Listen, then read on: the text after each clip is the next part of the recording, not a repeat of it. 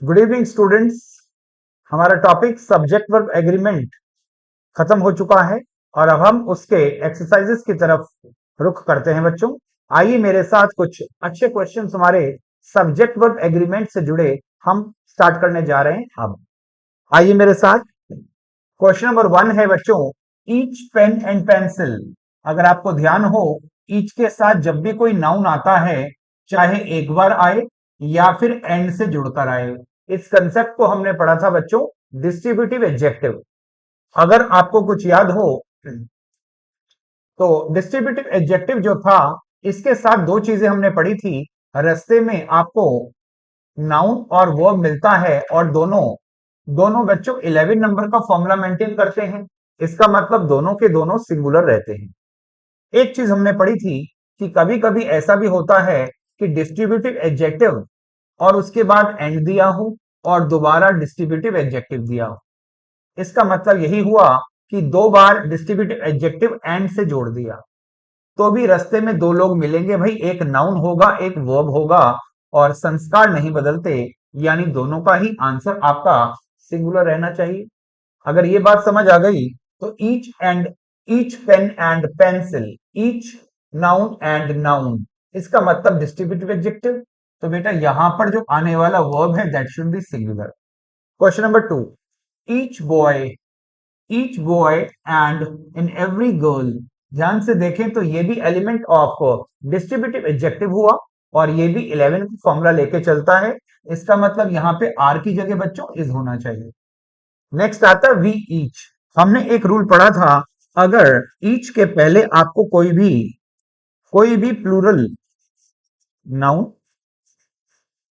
या plural pronoun दिया हो तो ऐसे समय आने वाली वर्ब आपकी प्लूरल होती है।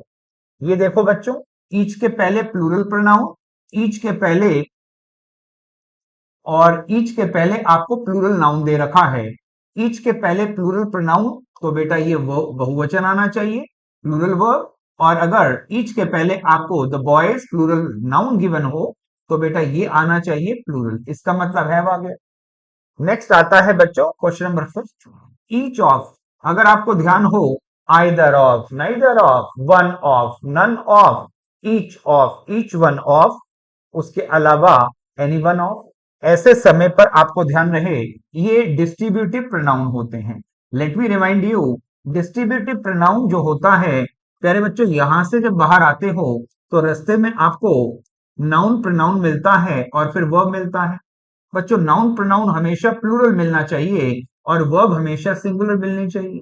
इसको कहते हैं 21 का फॉर्मूला।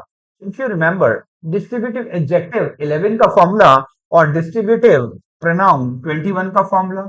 इसका मतलब ये जो नाउन गिवन है बच्चों, ये प्लूरल होना चाहिए और दे भी रखा है, और वर्ब आपकी सिंगुलर आनी चाहिए, सिंगुलर दे रखी है। सो ये केस नो एरर का बना, यहां कोई एरर नहीं। ईच ऑफ डिस्ट्रीब्यूटिव प्रोनाउन 21 का फॉर्मूला, नाउन प्लूरल आएगी और वर्ब सिंगुलर वो दे रखी है, सो ये फॉल करेगा नो एरर कैटेगरी में। अगला देखो बच्चों, either of.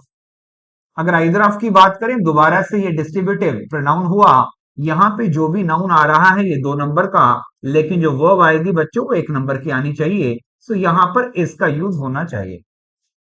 The same case we see here, neither of, again it's distributive pronoun। इसके बाद आने वाला जो भी फॉर्मूला है वो 21 का रहना चाहिए और वही तो दे रखा है। अगर वही दे रखा है तो सर ये केस भी आपका नो एरर का तैयार होता है, ऑप्शन नंबर डी। नेक्स्ट देखिए, वन ऑफ। बच्चों ये क्वेश्चन अच्छा है, ये क्वेश्चन अच्छा है जिसमें दो लॉजिक्स को मिला के पेश किया गया है। अगर हम वन ऑफ की बात करते हैं तो ये एक डिस्ट्रीब्यूटिव प्रोनाउन है जो अपने साथ एक प्लूरल नाउन लेता है। बोलो हाँ या ना? बिल्कुल सर। इसी के साथ बीच में एक और एलिमेंट जोड़ दिया जिसको आप कहते हैं रिलेटिव प्रोनाउन, जिसको आप कहते हैं रिलेटिव प्रोनाउन। आना तो क्या चाहिए था भाई? अरे अगर वन ऑफ या डिस्ट्रीब्यूटिव प्रोनाउन से बात चालू होती है तो इसके बाद 21 का फॉर्मूला लगता है, यानी नाउन बहुवचन लेकिन क्रिया एक वचन। लेकिन बीच में एक नया एलिमेंट आपको देखने को मिला और वो है रिलेटिव प्रोनाउन। इसके ठीक पहले जो भी एलिमेंट दिया है, इस एलिमेंट को हम एंटीसीडेंट कहते हैं। बोलो क्या कह दिया? एंटीसीडेंट। और अगर एंटीसीडेंट बहुवचन होता है तो जैसा एंटीसीडेंट बेटा वैसी वर्ब। अगर ये बहुवचन है तो इसको देखकर आने वाली वर्ब भी आपकी प्लूरल मेंशन होगी। इसका मतलब यहां पर डिस्टिंग्विशेस ना होकर डिस्टिंग्विश हो जाना चाहिए।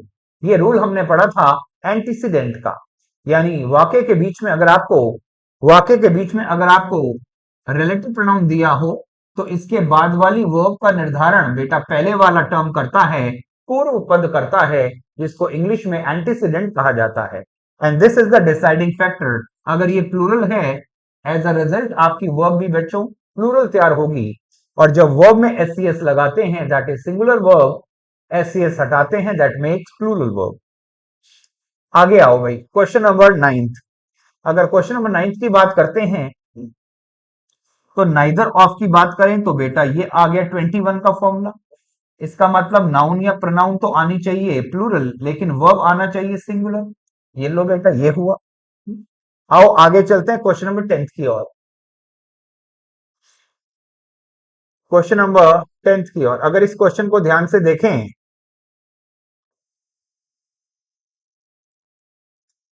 तो बच्चों नन ऑफ दोबारा से डिस्ट्रीब्यूटिव प्रोनाउन का एलिमेंट है, फॉर्मूला मेंटेन होना चाहिए बेटा 21। ये अपनी जगह बहुवचन दे रखा है लेकिन हैव की जगह पे हैज आना चाहिए, and this is a mistake.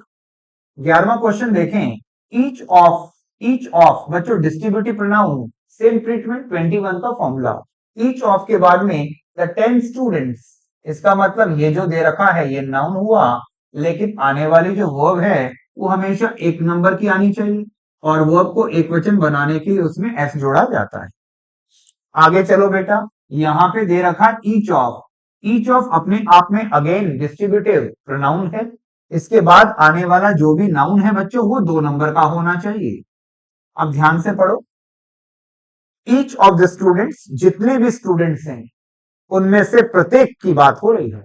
Each of the students, अब ये जो बात दे रखी है ध्यान से पढ़ के बताओ बेटा, whom I have chosen to take part in the cultural programs to be held, to be performed where, to be performed in the city hall। ये पूरी की पूरी जानकारी किसकी दे रखी है भाई, पढ़ के बताओ। तो आप कहोगे सर जितने भी स्टूडेंट्स हैं उनमें से हर एक की बात हो रही है, जिनको भी मैंने चुना था जो कि इस सांस्कृतिक कार्यक्रमों में हिस्सा लेंगे जो कि सिटी हॉल में परफॉर्म होने जा रहा है। बात किसकी चल रही है? बात किसकी चल रही है? तो आप कहेंगे सर यहां पर जो बात चल रही है वो वो चल रही है सरकार डिस्ट्रीब्यूटिव प्रोनाउन की। इसके बाद में ये तो आ गया नाउन बहुवचन, और यहां से लेकर यहां तक जितनी भी जानकारी है बच्चों वो महज जानकारी है, और वो स्टूडेंट्स की जानकारी है, उसका वर्ब से कोई रिश्ता नाता नहीं। लेकिन जैसी वर्ब आएगी उसको तो एक वचन होना पड़ेगा, तो आर की जगह आपको इस करना पड़ेगा। ध्यान से समझो, विद्यार्थियों में से प्रत्येक की बात हो रही है जिनको मैंने चुना था सांस्कृतिक कार्यक्रमों में हिस्सा लेने के लिए, वो सांस्कृतिक कार्यक्रम जो सिटी हॉल में परफॉर्म होने थे उनकी। तो कुल मिला के बात किसकी चल रही है? स्टूडेंट्स की। तो यहां से लेकर और यहां तक का मामला पूरा का पूरा स्टूडेंट्स की एडिशनल इंफॉर्मेशन हुई, और डिस्ट्रीब्यूटिव प्रोनाउन 21 का फॉर्मूला लेता है तो आर की जगह इस कर देना। आगे आ जाओ बेटा, अगर मैं आइदर ऑफ की बात करता हूं तो डिस्ट्रीब्यूटिव प्रोनाउन, इसके बाद का जो नाउन है बच्चों वो हमेशा बहुवचन आता है, और जो वर्ब आती है, क्योंकि ये क्वेश्चन इंटेरोगेटिव है तो बेटा वर्ब तो यहां पहले पड़ी है, अरे कहीं भी पड़ी हो डजंट मैटर सर, आएगी तो सिंगुलर, तो हैव की जगह आपको करना पड़ेगा बच्चों हैज। आओ आगे चलते हैं, देयर। अगर मैं देयर की बात करता हूं तो इसकी हिंदी होती है बेटा वहां। वहां, इसका मतलब कहीं ना कहीं कोई मामला प्लेस का है। इसको हम इसको हम तकनीकी भाषा में पुकारते हैं बच्चों एडवर्ब ऑफ प्लेस। याद रखना, अगर कोई भी मामला एडवर्ब ऑफ प्लेस से शुरू हो तो आगे चलकर आपका जो सब्जेक्ट और हेल्पिंग और वाया करता था, प्यारे बच्चों ऐसे समय आप इनके ऑर्डर को चेंज कर देते हो, और इसी चीज को हम बामोहब्बत इन्वर्जन ऑफ एडवर्ब कहते हैं। ये कब होता है? जब वाक्य की शुरुआत फिलहाल के लिए बोले तो स्थान बताने वाले एडवर्ब से हो जाए, तो बेटा सब्जेक्ट के बाद हेल्पिंग वर्ब नहीं, बल्कि हेल्पिंग वर्ब के बाद में सब्जेक्ट, जैसा सब्जेक्ट वैसी हेल्पिंग वर्ब, ऐसा काम होगा।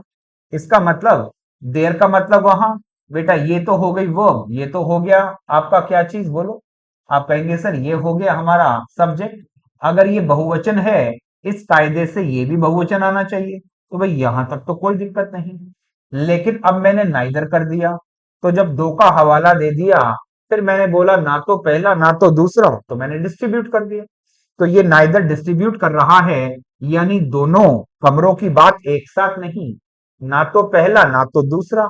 इसका मतलब ये डिस्ट्रीब्यूट हो गया, और डिस्ट्रीब्यूट होते ही बेटा आपकी वर्ब आनी चाहिए सिंगुलर, यहाँ इज हो जाएगा।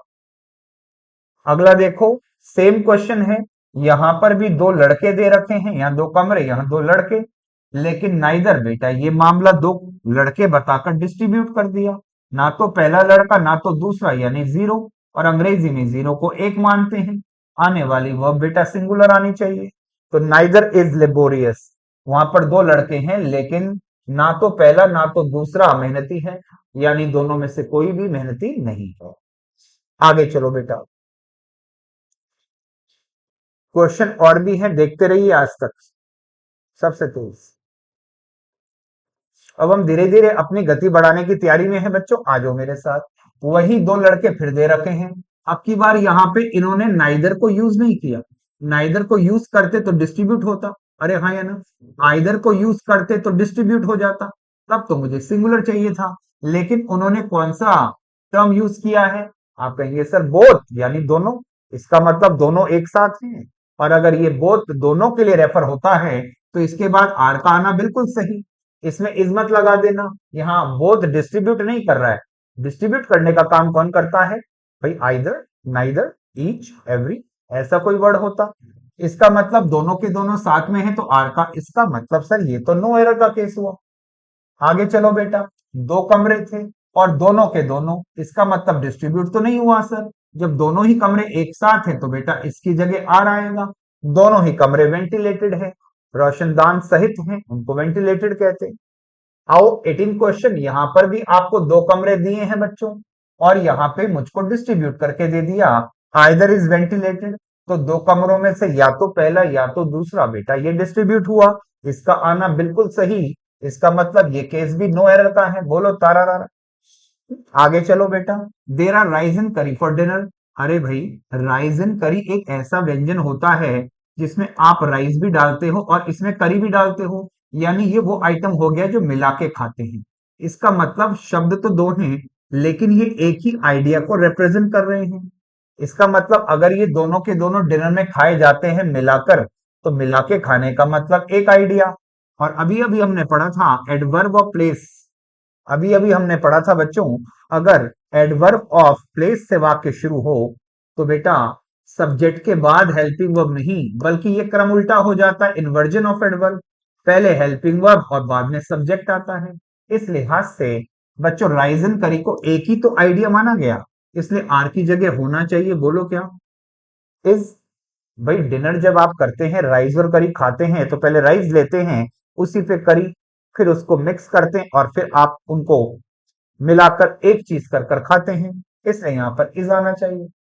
अब मुझे बताओ भाई, there are bread and butter for breakfast, यानी ब्रेकफास्ट के अंदर आपके पास में दो अलग अलग चीजें हैं कि मिला के खाते हैं। एक बार एज्यूम करिए कि आपने एक पीस ऑफ ब्रेड लिया और उसके ऊपर बटर लगाया, उसके बाद आपने उसको एक और उसके ऊपर स्लाइस ऑफ ब्रेड रखा, अब जब आपने खाया तो बेटा आइटम तो दो थे लेकिन आपने दो जिस्म एक जान करके खाया, इसका मतलब दोनों को मिला के खाया, इसका मतलब बेटा वन आइडिया रिप्रेजेंटेशन हो रहा है। अरे हाँ या ना, नाश्ते में दोनों चीजें मिला के खाते हो, भाई ये थोड़ी ना करते कि पहले आप डबल रोटी खा लो और बाद में मक्खन चबा लो, ऐसे थोड़ी ना करते। तो इस लिहाज से अगर देखें तो प्यारे बच्चों यहाँ पर दोनों मिलाकर खाते हैं, तो भाई जैसा सब्जेक्ट वैसी वर्ब, इज आना चाहिए। इधर आ जाओ बेटा, इधर आ जाओ, अगला क्वेश्चन है, there were not so many books as was needed, भाई इसमें तो कोई भी एरर नहीं, इसमें तो कोई भी एरर नहीं, बेटा एरर तो है, इस क्वेश्चन के ऊपर मैं स्टार लगाता हूं। ये हम कुछ क्रांतिकारी प्रश्नों में इनका डिस्कशन लेंगे। क्वेश्चन नंबर 21 पे स्टार बना लो। इसके लिए हम जानकारी विशेष लेंगे, कंसेप्ट के बाद सीधे यहीं लौटेंगे। अभी आ जाओ अगले क्वेश्चन पे। Question number 22, that day when they brought her back for the last time, उस दिन जब वो उसको अंतिम बार यहाँ लाए थे, देयर दे रखा है, वॉज दे रखा है मेनी ओल्ड टाइमर्स। इसका मतलब इसका मतलब यहाँ पे ओल्ड टाइमर्स यानी पुराने जमाने के लोग हैं। अरे बूढ़ों की बात हो रही है, बुजुर्गों की बात हो रही है। तो देर वाले वाक्य में बेटा मैंने बताया कि बेटा हेल्पिंग वर्ब या वर्ब पहले आता है, सब्जेक्ट बाद में। और अगर सब्जेक्ट एक नहीं बारात है तो बेटा इस लिहाज से वॉज नहीं वर आना चाहिए। अरे बोलो हाँ। यहां तक का मामला सेट हुआ। 21वें प्रश्न को हम तहकीकात के साथ आपको पहले एक लॉजिक समझाएंगे, उसके बाद इस क्वेश्चन को सॉल्व करेंगे। सुंदर क्वेश्चन है भैया।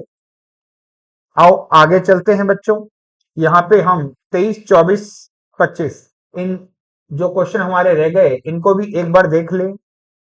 यहां दे रखा है देयर, सेम प्रॉब्लम। इसको आप वर्ब कहेंगे बेटा, इसको आप सब्जेक्ट कहेंगे। और अ नंबर ऑफ का मतलब तो बेटा मैनी होता है।